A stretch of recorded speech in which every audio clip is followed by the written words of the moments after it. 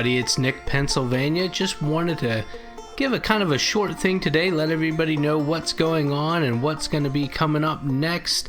As you may have noticed, we haven't put an episode out in a few weeks. We thought things were happening. We've actually recorded a couple. They're in editing. Mike actually has some personal stuff he's having to tend to, and so Brendan and I are going to continue on for a few episodes without Mike, but we've really just been kind of scrambling, trying to figure some different things out that would keep things interesting and take this time to do some stuff.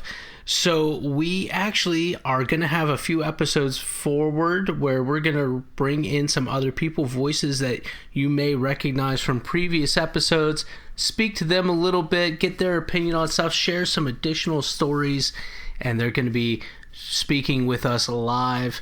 So that's some of the things you can expect coming up. Like I said, I'm going to be a little bit shorter right here this evening.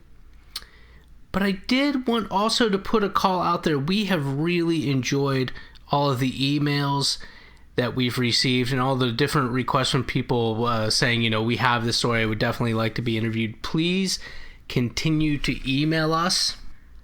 And that email address, again, is theghostfurnacepodcast@gmail.com. theghostfurnacepodcast@gmail.com. So not a hard email address to remember, although it is a bit on the longer side. I apologize, I didn't choose it. But we definitely want to continue reading some more of your stories. And we kind of thought, you know, I'll come in here tonight, I'll share a little something. And the hope is that we'll get some feedback. We want to hear what you think. We want to hear if you've encountered this story, and more importantly, where you've encountered this story. So here we go. What I wanted to share tonight is the oldest folktale I can remember, the oldest ghost story that I can remember. This goes back to a time when I was living with my family in Mississippi, actually. And the story takes place in a small town outside of Grenada, Mississippi.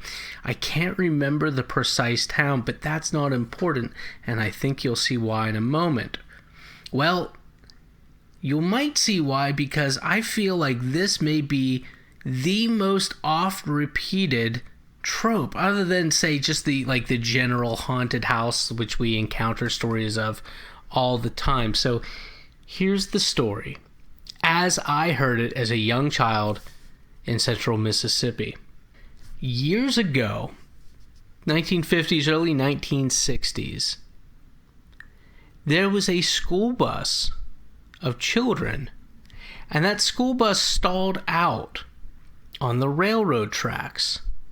And at first it was like a funny diversion thing, but then around the bend, between some, big factory buildings, around the bend came a train, and nobody could get off. Not everybody could get off the bus in time, and the train hits the bus. So it's a terrible thing.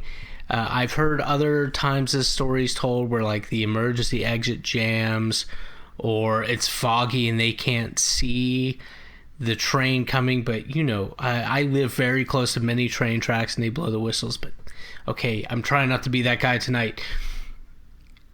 The bottom line is there are some variations to the story, but as I heard it, several of you could not get off. And what people would do is they would drive up onto these railroad tracks at night and shut their car off and leave it in neutral.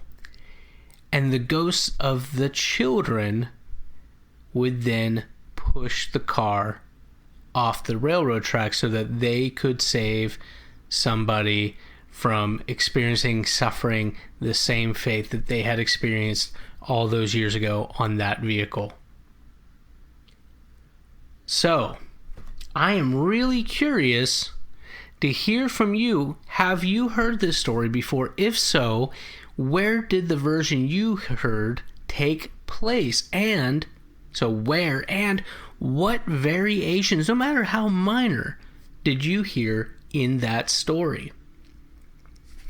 One thing I will say is I feel like most train tracks where they cross over road streets, there's a little lift to them, so I can imagine, like, of course, if your car's in neutral, it may likely roll out of the way. I don't know, but I'm definitely curious to hear. So again, over the next couple weeks, we're gonna bring in a few guests, a few friends of ours, a few people that we've interviewed before, to sit down with us and share some of your stories, and to get some more of their stories, and to kind of hear like what their greater thoughts on these things are.